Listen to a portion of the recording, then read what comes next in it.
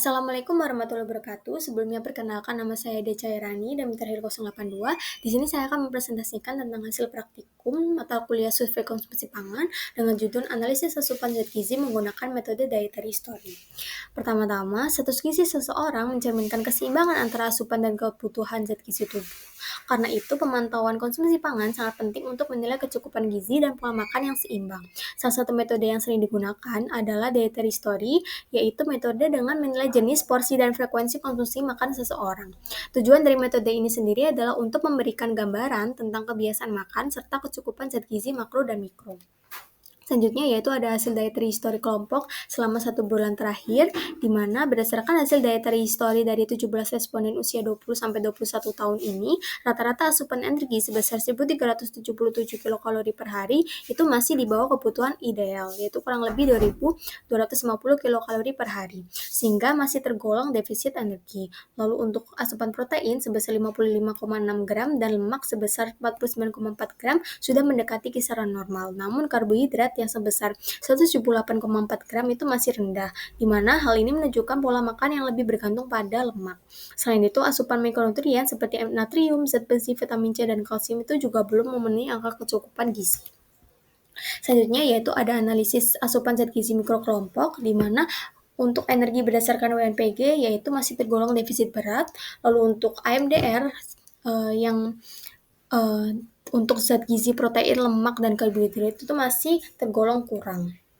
Selanjutnya yaitu ada analisis asupan zat gizi mikro, di mana natrium, zat besi, dan kalsium itu masih tergolong kurang, sedangkan vitamin C sudah termasuk cukup. Selanjutnya yaitu ada data dan perhitungan kebutuhan responden IDIP, di mana IMT responden IDIP sendiri yaitu sebesar 18,6, lalu untuk BMR responden IDIP-nya sendiri yaitu sebesar 1.368 kilokalori per hari, untuk SDA-nya sendiri yaitu sebesar 137 kilokalori per hari, lalu untuk energi aktivitas fisiknya sebesar 2.332 kilokalori per hari. Selanjutnya yaitu terdapat dietary history form responden IDIP, di mana untuk highlighting-nya menandakan penyerapan minyak. Selanjutnya terdapat kandungan gizi responden IDIP.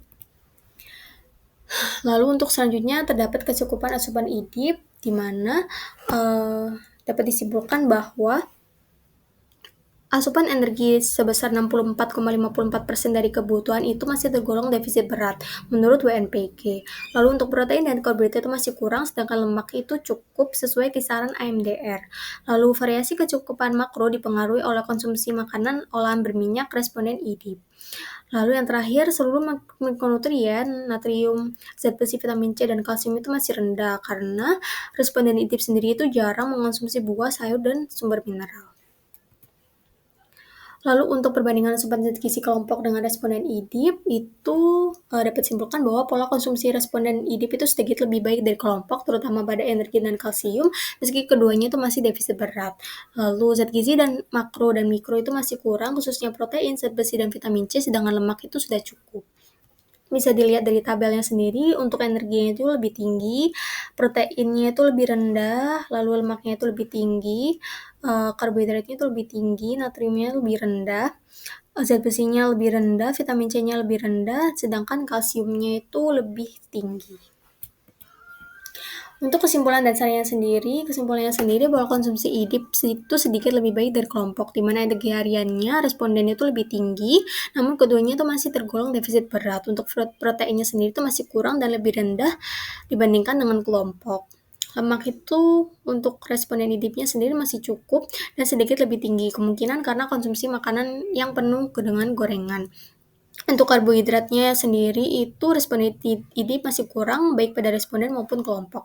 Kalsium sendiri itu sedikit lebih tinggi dibandingkan kelompok tetapi belum memenuhi kebutuhan. Untuk natrium, zat besi, dan vitamin C itu kelompok lebih rendah daripada responden. Lalu untuk sarannya sendiri, untuk meningkatkan kualitas wawancara dibutuhkan instruksi yang lebih jelas kepada responden, lalu pelatihan singkat sebelum pengisian form, dan yang terakhir yaitu penggunaan pengingat harian seperti food diary atau catatan makanan. Berikut daftar pustaka yang saya gunakan. Mungkin itu saja yang bisa saya sampaikan, kurang lebihnya mohon maaf. Terima kasih. Wassalamualaikum warahmatullahi wabarakatuh.